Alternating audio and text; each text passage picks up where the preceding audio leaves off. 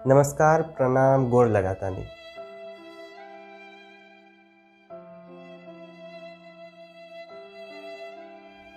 कुछ दिनों तक इंडस्ट्री इन बिहार नंबर 1 पर ट्रेंड कर रहा था इंटरनेट पर। उन सभी बिहार वासियों को बहुत बहुत धन्यवाद जिन्होंने इस चीज़ का मुहिम उठाया। हम सपोर्ट करते हैं इस बात का। हर साल न जाने कितने मजदूर बिहार के बाहर चले जाते हैं रोजगार की तलाश में। सुशासन बाबू कहते हैं कि भारत तो एक है, सबके लिए बराबर, कहीं भी रोजगार करें क्या फ़र्क पड़ता है। किसको अच्छा लगता है कि अपने घर से निकल के बाहर अपने परिवार वालों को पीछे छोड़ के काम करने बाहर जाए। बच्चा पत्नी घर पे इंतज़ार करती है, बाल सफ़ेद करती है, और पति बाहर 2 जून की रोटी कमाने के लिए अपने परिवार से महीनों दूर समय बिताता है। सुशासन बाबू, आपने पलायन रोकने के लिए बिहार में किया क्या है? कितना एग्ज़ाम है जो कैंसिल होता है? बीपीएससी का एग्ज़ाम कब होता है, रिज़ल्ट कब आता है? अभी एस्टेट का एग्ज़ाम कैंसिल हो गया। आपसे एक एग्ज़ाम नहीं लिया जा रहा है। नहीं होता तो छोड़ दीजिए, किसी और को करने दीजिए। ना हॉस्पिटल है, ना स्कूल है। कोई भी सीरियस प्रॉब्लम हो जाए, एक बीमारी हो जाए, लोग बिहार से दिल्ली आते हैं, एम्स। हाँ पता है, अब कहेंगे कि पटना में भी एम्स खुल गया है, फिर भी लोग आ रहे हैं। कितना वर्किंग है पता है, और वो भी सेंट्रल गवर्नमेंट का। बिहार सरकार क्या की? ज़मीन दी। बहुत मेहनत का काम है ना ज़मीन देना। जब पहली बार सुशासन बाबू आए थे, दैनिक जागरण के फ्रंट पेज पे लिखा था, बहारों फूल बरसाओ, मेरा महबूब आया है। सब लोग खुश थे, सब बहुत ज़्यादा खुश थे कि अब बदलाव होगा, अब गुंडा राज से निकलेंगे। पर किसको पता था कि गुंडा राज से निकलेंगे और निकल के वहीं रह जाएंगे, उसके आगे नहीं जाएंगे। हर चीज़ का एक समय होता है। एक समय जब चीज़ें नई और अच्छी ताज़ी लगती हैं, वही चीज़ एक समय के बाद पुरानी, आउटडेटेड और बेकार सी लगती है। शिक्षा के लिए हर साल इतना पैसा दिया जाता है, हर कोशिश किया जाता है, शिक्षकों को कम वेतन पर रखा जाता है। बावजूद इसके अब तक शिक्षा दर में कितनी वृद्धि हुई है ये सबको ही पता है। अभी भी सबसे कम। इतने ज़्यादा आईएएस और आईपीएस देने के बाद भी बिहार का यही हालत है। आप आइए कभी बिहार के बाहर और पूछिए कि बिहारियों के लिए लोगों का क्या राय है। नहीं बोलेंगे। रिक्शा चलाते होंगे, ठेला चलाते होंगे, सब्जी बेचते होंगे, गुंडा होगा, अजीब सा टोन होगा, देख के पहनावे से लग जाएगा कि बिहारी है। गंदे से रहेगा, एक कमरे में बहुत सारा लोग रहेगा। कौन चाहता है ऐसे रहना? कौन चाहता है कि हम ऐसे ही रहें, एक कमरे में 10 लोग रहें?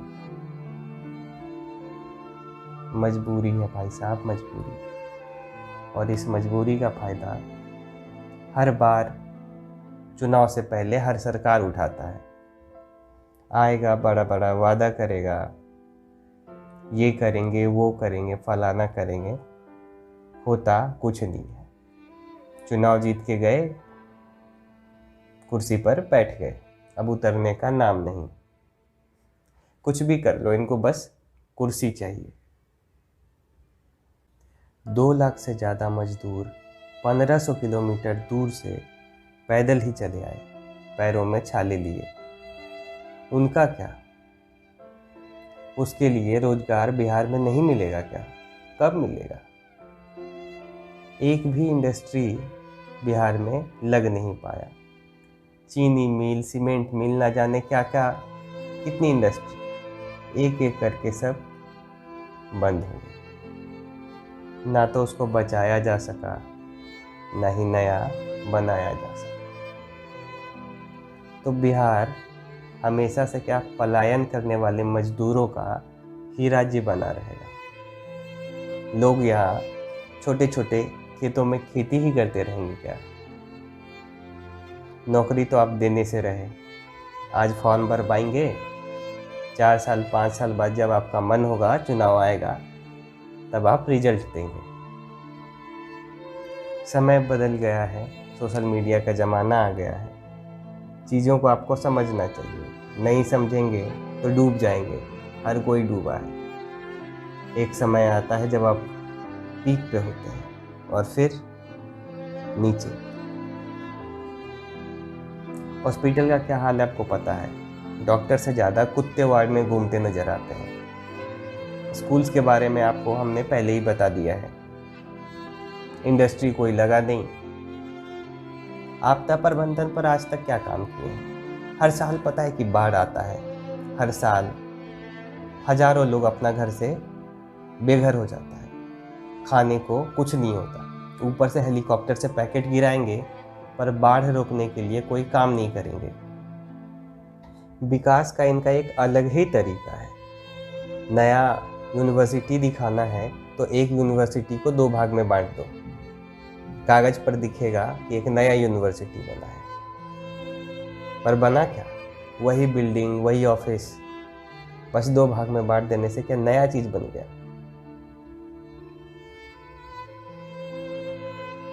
गलती हमारी है क्योंकि हम जागरूक नहीं होते।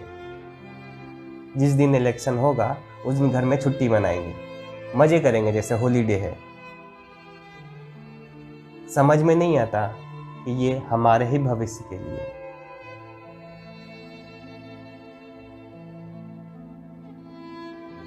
एक दिन ऐसा लगता है जैसे छुट्टी मना के जिंदगी सवार लिए, और अगले 5 साल सरकार को गाली देंगे कि कुछ करती नहीं है।